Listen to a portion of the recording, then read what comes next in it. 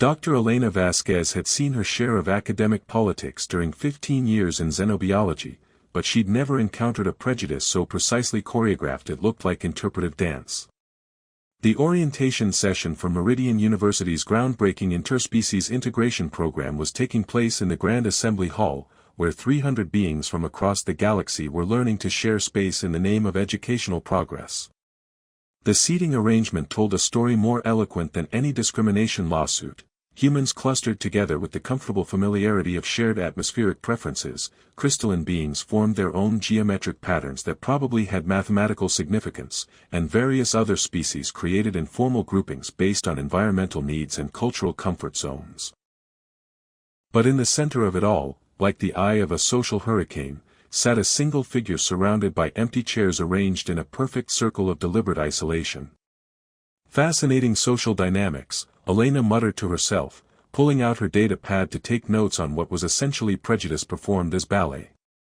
You could write a dissertation on the precise mathematics of institutionalized shunning. The isolated figure was clearly Zephyrian, her elegant pointed ears catching the hall's artificial lighting while her skin displayed the subtle luminescent patterns that marked her species as naturally empathic. She sat with the kind of rigid composure that suggested years of practice ignoring the obvious fact that everyone else was pretending she didn't exist. Dr. Sarah Chen from the Human Psychology Department leaned over to whisper urgently in Elena's ear. That's Dr. Lyanna Stel'mar from the Atmospheric Engineering Department. You should know, she's unbonded. The administration should have warned everyone about the potential risks. Risks? Elena asked, though she kept her voice low out of habit rather than agreement with the apparent need for secrecy. She's a scientist, not a biological weapon. What exactly are we supposed to be afraid of? Psychic instability, Sarah replied with the kind of earnest concern usually reserved for discussing plague outbreaks. Unbonded Zephyrians can't form proper emotional connections. It makes them unpredictable, potentially dangerous to be around. There have been incidents. Elena studied Dr. Stel'mar with professional interest rather than social anxiety. The woman was reviewing technical specifications on a data pad, occasionally making notes with the kind of focused attention that Elena recognized from her own research habits. Her luminescent skin patterns shifted through subtle color variations that Elena's xenobiology training helped her identify as concentration mixed with what was probably loneliness, though she couldn't be certain without consulting her reference materials. She looks like she's reading atmospheric pressure charts, Elena observed. Unless those are secretly plans for psychic warfare, I'm not seeing the immediate threat to campus safety. The orientation continued with speeches about cooperation, understanding, and the bright future of interspecies education, while the bright future sat alone in her circle of empty chairs, taking notes on environmental systems that would probably keep everyone else alive and comfortable. The irony was thick enough to serve at faculty dinner parties. Professor Williams from the Human Sociology Department delivered a particularly inspiring speech about breaking down barriers between species, while carefully maintaining his position 3 rows away from the unbonded Zephyrian who represented the most obvious barrier in the room. Elena found herself paying more attention to the audience's careful positioning than to the official rhetoric about inclusivity and academic partnership. During the break, Elena watched the social dynamics play out with anthropological fascination. Students and faculty moved around Dr. Stel'mar's position like water flowing around a stone, maintaining conversational distance that was probably calculated to avoid accidental interaction. The Zephyrian woman seemed accustomed to the treatment, checking her data pad while eating what looked like a nutritionally balanced meal that she'd obviously brought from her own quarters. Excuse me, Elena said, approaching a group of Zephyrian graduate students who were clustered near the refreshment station. Could I ask about the cultural context here? I'm trying to understand the social dynamics I'm observing. The students exchanged glances that carried volumes of unspoken communication before the eldest answered with careful diplomacy. Dr. Stel'mar suffers from bonding dysfunction, she explained, her musical voice carrying harmonics that Elena's equipment identified as embarrassment mixed with pity. In our society, the inability to form psychic connections indicates severe psychological instability. Association with the unbonded can be contaminating. Contaminating how? Elena pressed, her scientific curiosity overriding social politeness. Is it a transmissible condition, or more of a cultural superstition that's been elevated to medical status? It's not superstition, another student replied with the kind of defensive certainty that suggested Elena had struck a sensitive nerve. The bonded share emotional stability through psychic networks. The unbonded exist in isolation that inevitably leads to mental deterioration. They become unpredictable, potentially violent. Elena looked back at Dr. Stel'mar, who was now reviewing what appeared to be complex atmospheric modeling equations while finishing her sensibly portioned lunch. She seems remarkably stable for someone suffering from inevitable mental deterioration, Elena observed. Perhaps the medical literature needs updating. The orientation session's afternoon portion involved small group discussions about research collaboration and academic partnerships, during which Elena noticed that Dr. Stel'mar was systematically excluded from every formation. The woman handled the rejection with practiced grace, setting up her own materials at an empty table and working independently while groups formed around her like social antibodies avoiding infection. Elena found herself increasingly irritated by the elegant efficiency of the discrimination. It was prejudice performed as courtesy, exclusion disguised as concern for everyone's well-being. The unbonded Zephyrian was being shunned for her own good and everyone else's safety, according to both scientific consensus and cultural wisdom that had apparently never been seriously questioned. Dr. Vasquez, called Professor Martinez from the administration, approaching with the kind of forced casualness that suggested an official conversation disguised as friendly chat.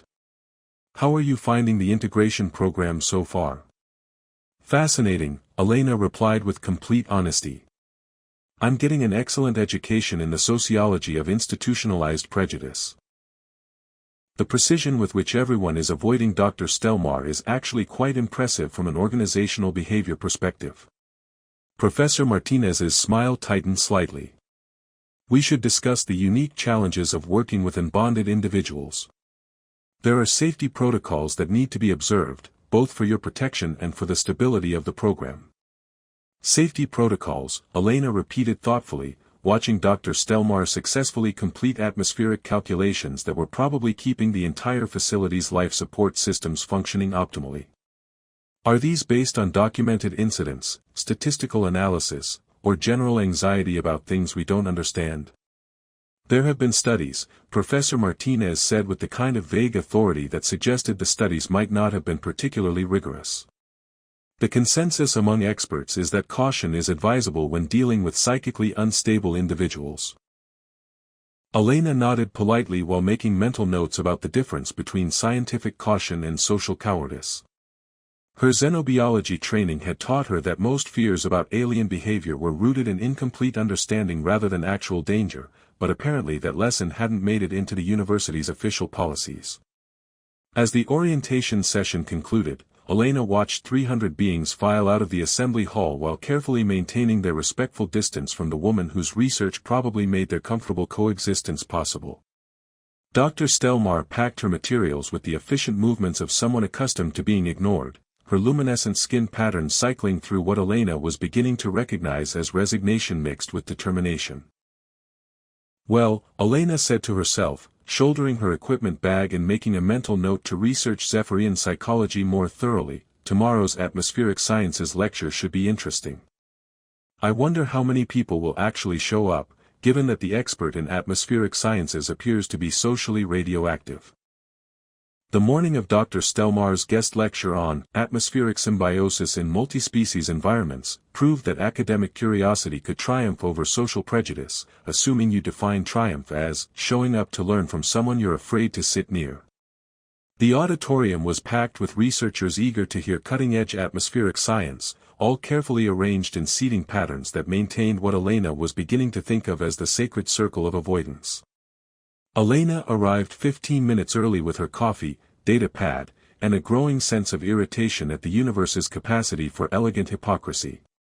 Dr. Stel'mar was already present, reviewing her presentation materials at the podium while the slowly filling auditorium maintained its respectful distance. The first 3 rows remained empty, creating a buffer zone between speaker and audience that would have been comical if it weren't so cruel. Excuse me, pardon me, Coming through, Elena said, making her way down the aisle with the kind of determined politeness that suggested she was either oblivious to social protocol or deliberately ignoring it. She settled into the front row, directly in front of the podium, and began arranging her note-taking materials with matter-of-fact efficiency. The reaction was immediate and dramatic.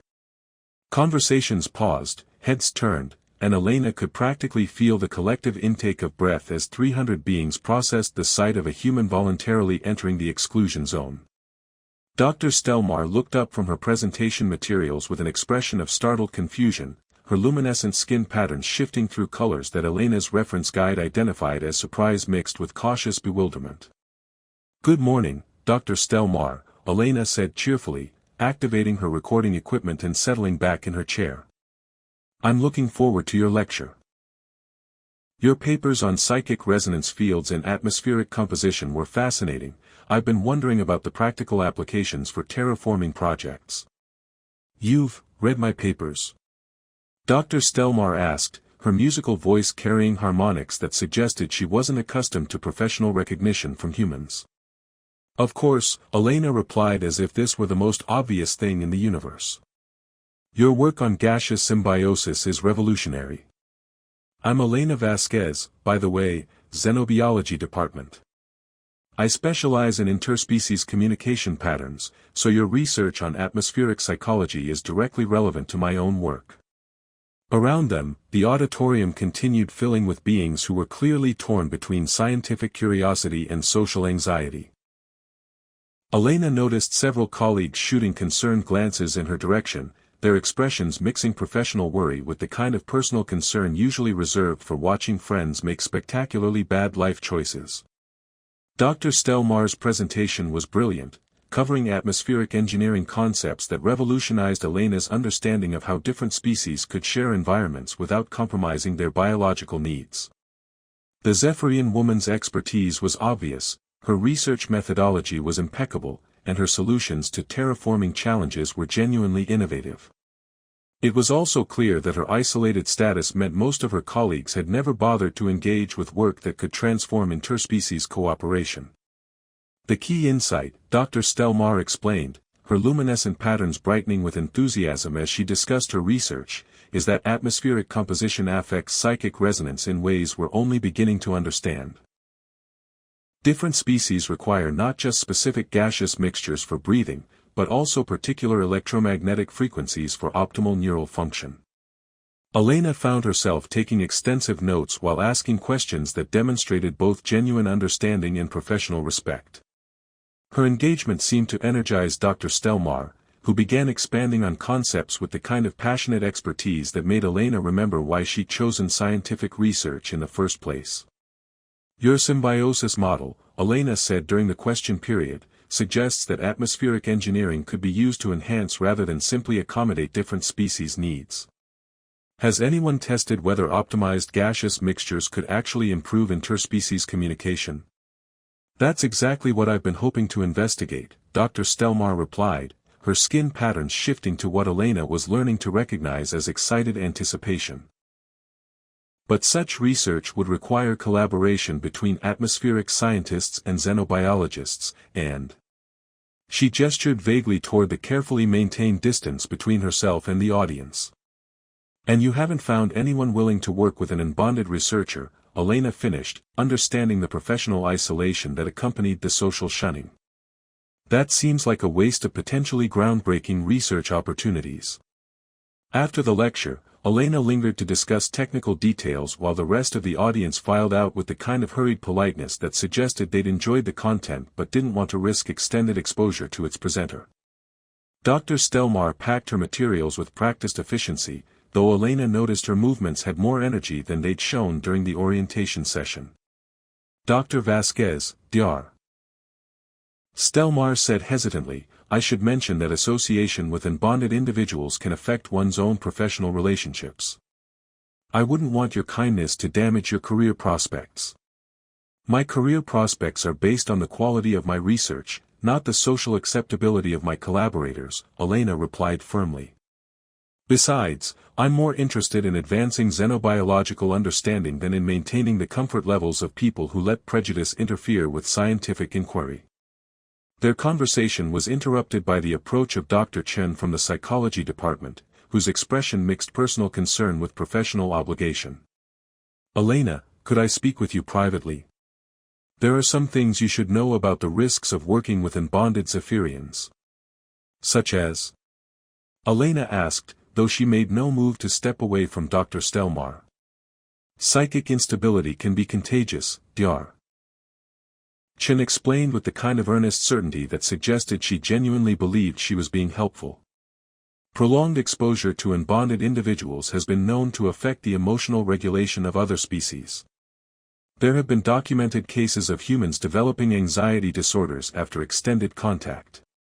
Elena looked at Dr. Stel'mar, whose luminescent patterns had shifted to what she was beginning to recognize as resigned disappointment, then back at Dr. Chen with growing skepticism.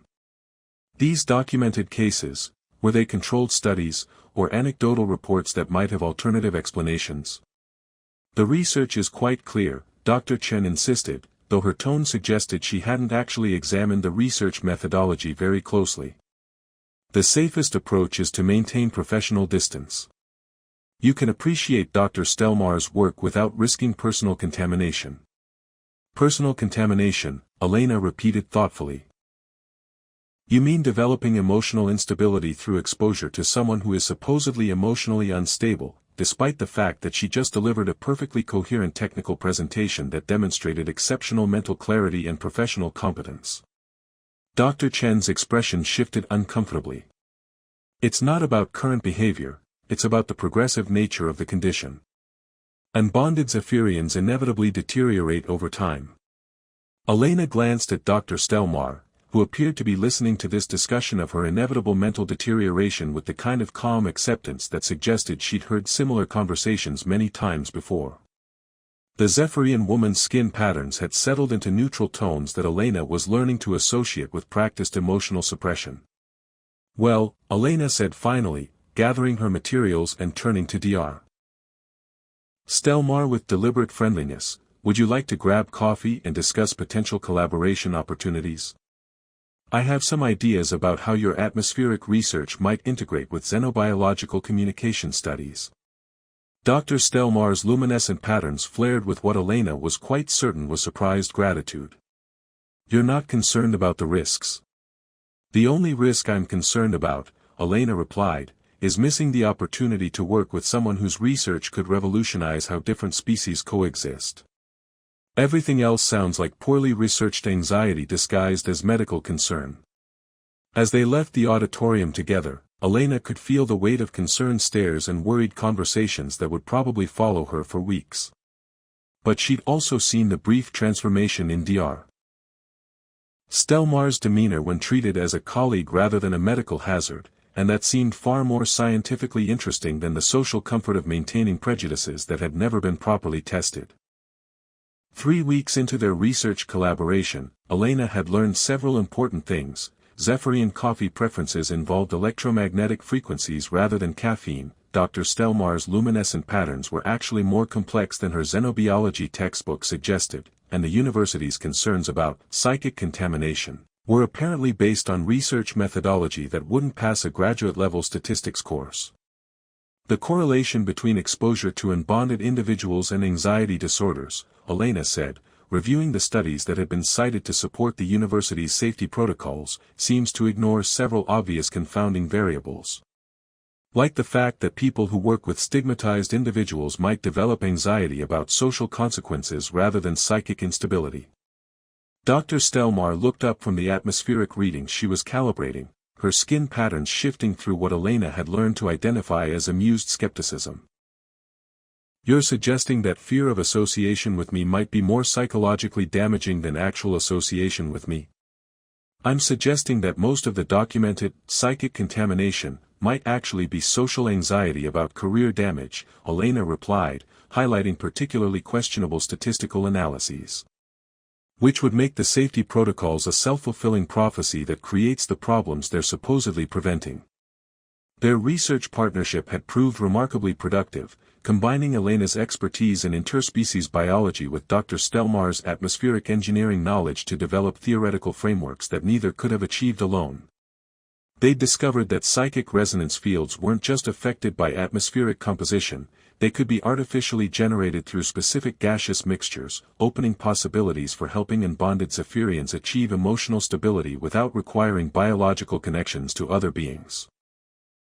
The artificial resonance chambers we've designed, Dr. Stel'mar said, adjusting the environmental controls in their shared laboratory space, could theoretically provide unbonded individuals with the psychic support they need for emotional regulation.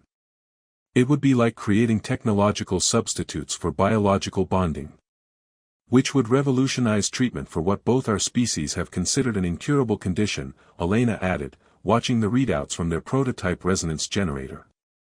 Assuming we can convince anyone to take research from an unbonded Zephyrian and a human who's apparently been contaminated by association. The professional success of their collaboration was balanced by mounting pressure from colleagues who viewed Elena's partnership with Dr. Stel'mar as evidence of poor judgment at best and psychological deterioration at worst. The Human Psychology Department had begun scheduling regular, wellness checks for Elena, while Zephyrian faculty members expressed concern that her association with the unbonded might affect her own mental stability. Dr. Vasquez, Professor Martinez said during one of these wellness consultations, "We're noticing changes in your behavior patterns that suggest possible psychic influence. Your colleagues report that you seem more isolated, less responsive to social cues. My colleagues report that I'm spending time with someone they've decided is socially unacceptable," Elena corrected, "which apparently makes me socially unacceptable by association. The isolation you're detecting is other people avoiding me, not me developing antisocial tendencies. But you must admit that your research focus has become quite narrow," Professor Martinez pressed. "This obsession with Dr. Stel'mar's theoretical framework suggests a concerning shift in your academic priorities." Elena looked around the office where she was being interrogated about her mental health for the crime of treating a colleague with professional respect. "My research focus has become more innovative and productive than it's been in years. If that's evidence of psychic contamination, then perhaps contamination is underrated as a career development strategy." Meanwhile, Dr. Stel'mar was struggling with accepting Elena's friendship, her years of isolation making her wary of connections that could be withdrawn as easily as they were offered. Their cultural differences created ongoing sources of humor as Elena's casual physical gestures triggered Dr. Stel'mar's luminescent warnings about inappropriate contact, while Dr. Stel'mar's tendency to communicate through color patterns left Elena occasionally baffled about her friend's emotional state. "Your skin just shifted to what my reference guide calls advanced philosophical perplexity," Elena observed during one of their research sessions. "Either you've discovered something revolutionary about atmospheric resonance, or I've committed another cross-cultural social error." "Both," Dr. Stel'mar admitted, her patterns cycling through what Elena had learned to recognize as Zephyrian amusement. "You've just proposed using quantum atmospheric modeling to create resonance fields, which violates at least 4 different laws of physics. But you did it while eating what appears to be processed food substitute directly from the container, which my cultural programming identifies as either remarkably efficient or deeply disturbing." "It's a breakfast bar," Elena explained, offering the wrapper for inspection. "Humans have developed the technology to compress nutritionally balanced meals into portable forms. It's not disturbing, it's convenient. Your species' relationship with nutrition continues to confound me," Dr. Stel'mar replied, studying the ingredient list with scientific curiosity. "You've managed to engineer food that requires no preparation, no social interaction, and minimal time investment. It's simultaneously impressive and concerning."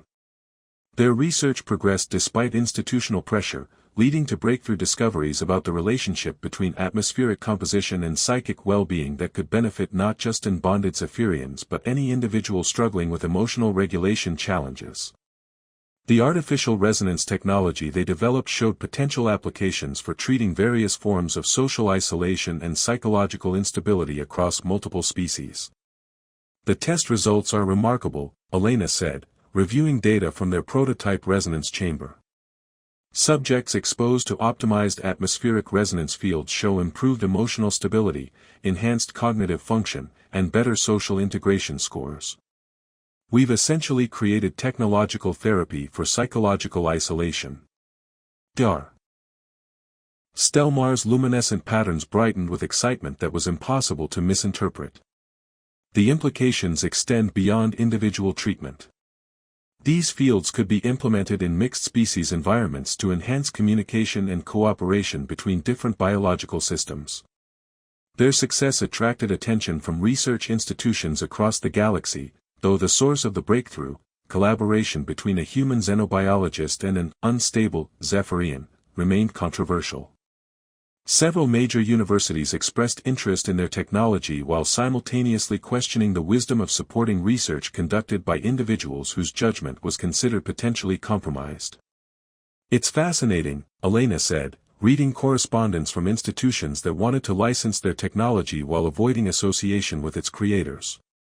"They want our discoveries but not our involvement in future research. It's like they think scientific breakthroughs can be separated from the scientists who make them." Dr. Stel'mar's patterns cycled through resignation mixed with determination. "Perhaps that's for the best. If our research can help other unbonded individuals, the source of the discovery matters less than its applications." "The source matters," Elena replied firmly, "because the next breakthrough will require the same kind of collaboration they're trying to discourage. You can't advance interspecies understanding while maintaining the prejudices that prevent different species from working together effectively." The campus-wide atmospheric system failure began at 0347 hours with what the maintenance logs would later describe as catastrophic resonance cascade failure, though Elena preferred to think of it as the universe testing whether their theoretical research had any practical value. Emergency alarms filled the corridors as life support systems struggled to maintain breathable conditions for the diverse species that called Meridian University home. "All atmospheric engineers to emergency stations," the campus-wide announcement crackled through speakers that were fighting their own battle against electromagnetic interference. "We have multiple system failures across all environmental zones. This is not a drill."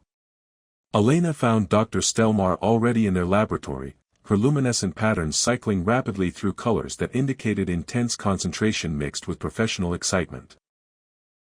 The Zephyrian woman was interfacing with diagnostic equipment that most humans wouldn't know how to operate, her movements showing the kind of focused efficiency that came from expertise combined with genuine crisis response training.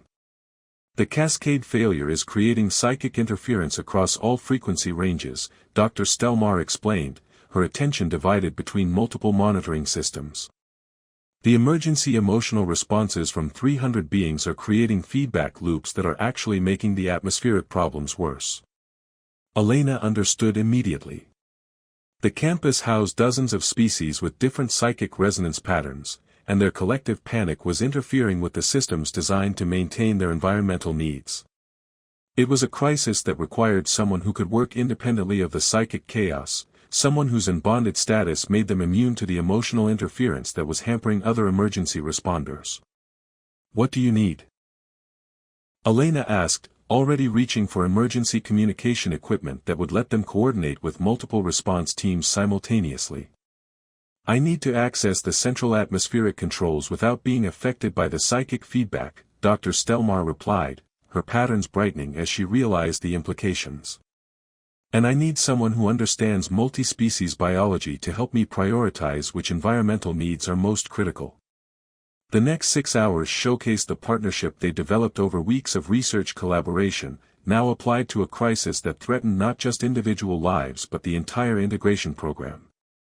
Elena coordinated with human emergency services while Dr. Stel'mar worked with Zephyrian technical teams, their friendship serving as a bridge between species that were struggling to communicate through the psychic interference.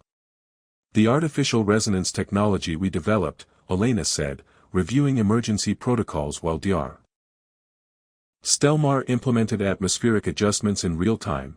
Could it be scaled up to stabilize the psychic environment across the entire campus?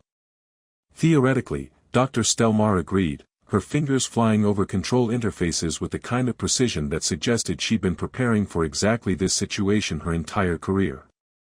But it would require someone to manually calibrate the resonance fields for each species' specific needs, and the psychic feedback would make it impossible for most individuals to maintain the necessary concentration. Most individuals, Elena repeated, understanding the implication. But not someone who's unbonded and therefore immune to psychic interference. The implementation of their emergency resonance stabilization system required Elena to coordinate with multiple species emergency response teams while Dr. Stel'mar worked alone in the central control chamber, her isolation from psychic networks making her uniquely qualified to function during the crisis. Their research partnership, which had been criticized as potentially dangerous, became the key to saving lives and preserving the integration program. Resonance field stabilizing across all environmental zones, Dr. Stel'mar reported, her voice carrying the calm professionalism of someone who had just prevented catastrophic failure through applied expertise. Atmospheric composition returning to optimal ranges for all species. Emergency systems responding normally. The aftermath of the crisis transformed both their individual circumstances and the broader social dynamics of the university. Dr. Stel'mar's crucial role in preventing disaster forced administrators to reassess their policies regarding unbonded individuals, while Elena's loyal partnership demonstrated that meaningful collaboration could transcend both species' differences and social prejudices. The official incident report, Professor Martinez said during the post-crisis evaluation, acknowledges that Dr. Stel'mar's unbonded status was essential to her ability to coordinate emergency responses during the psychic interference event. Her condition, rather than being a liability, was actually a strategic advantage. Elena looked across the conference room at Dr. Stel'mar, whose luminescent patterns were cycling through what she'd learned to recognize as cautious hope mixed with professional satisfaction. The Zephyrian woman was finally receiving recognition for her expertise rather than management of her supposed instability. Furthermore, Professor Martinez continued, the artificial resonance technology developed through your collaborative research has been approved for campus-wide implementation. The administration is recommending both of you for the Interspecies Innovation Award, and we're establishing a new department focused on atmospheric psychology with Dr. Stel'mar as the founding director.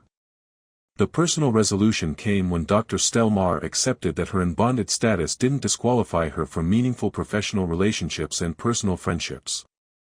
Elena's simple act of sitting beside her during that first lecture had grown into something larger, a demonstration that individual choices to reject prejudice could create institutional change that benefited entire communities. I've been offered the position as head of cross-cultural psychology, Elena said as they reviewed the new departmental proposals that had emerged from the crisis response. It would involve working closely with the atmospheric psychology department on integrated research projects. Dr. Stel'mar's patterns brightened with what Elena could now confidently identify as genuine happiness. So our collaboration would become official university policy rather than a concerning deviation from safety protocols. Better than that, Elena replied, reviewing the policy changes that had been implemented following the emergency. The university is establishing support systems for individuals from all species who struggle with social integration, based on our research. Your condition isn't going to be treated as a medical hazard anymore, it's going to be recognized as a different way of processing social information that has its own advantages. The story's conclusion played out in the same auditorium where Elena had first chosen to sit in the front row during Dr. Stel'mar's lecture. But now the seating arrangement told a different story. Students and faculty from multiple species occupied the seats that had once formed an isolation barrier, their presence indicating that the circle of avoidance had been transformed into a circle of collaboration. The Integrated Atmospheric Psychology Program, Dr. Stel'mar announced to the packed auditorium, her luminescent patterns displaying confident enthusiasm rather than defensive isolation, represents a new approach to interspecies cooperation that recognizes diversity as a source of strength rather than a management challenge.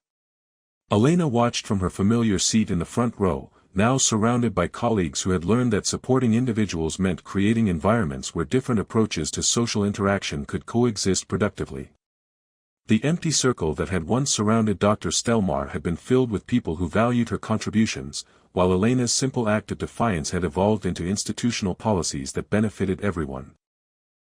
Their friendship stood as proof that the most important battles against prejudice were often won through the quiet courage of individuals who chose connection over conformity, understanding over fear, and the revolutionary belief that treating others with basic decency could transform entire communities. Sometimes the universe's most profound changes began with the simple decision to sit down beside someone who had been sitting alone for far too long. "Thank you," Dr. Stel'mar said after her presentation, her patterns cycling through gratitude mixed with genuine affection. "Not just for today, but for that first morning when you decided that empty seats were meant to be filled. Thank you for showing me that the best research partnerships come from treating people as colleagues rather than case studies," Elena replied. "And for proving that sometimes the most revolutionary thing you can do is simply be yourself, even when everyone else thinks you should be someone different."